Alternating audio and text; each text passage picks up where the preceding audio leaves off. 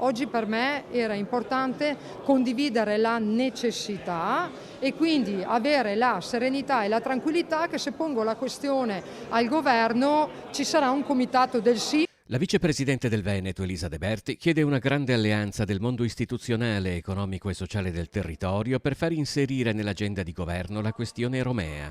Non solo la messa in sicurezza di quella esistente, ma anche la realizzazione di una sua variante da Ravenna a Mestre, il cui costo si aggirerebbe attorno ai 6 miliardi di euro.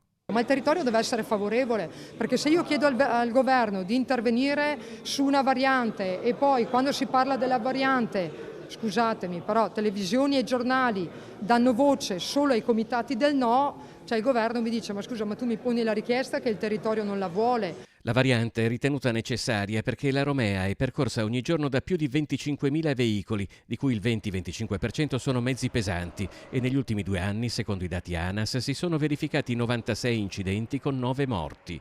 De Berti ha convocato i comuni e le province interessate dalla potenziale variante, le associazioni di categoria e il mondo sindacale. Sul progetto, dice, il territorio deve essere compatto. C'è molto rispetto, questa sensibilità verso l'ambiente è dovuta e doverosa, per carità, però il no a prescindere non mi trovo ovviamente concorde, perché con il no a prescindere siamo fermi ovviamente a questa Romea. Secondo il sindaco metropolitano di Venezia Luigi Brugnaro, poi, occorre anche un approccio sistemico alla viabilità e ai trasporti, come ad esempio il rafforzamento delle ferrovie o il prolungamento della A27 verso Monaco di Baviera. Dobbiamo insistere perché venga fatta rapidamente la terza corsia tra San Donà e Portogruaro, che tanti morti ha fatto, il nuovo cavalcavia di San Giuliano. Dobbiamo fare la tangenziale che era prevista, è prevista per arretrare il casello che c'è adesso di Villabona e arrivare direttamente a Marghera Sud.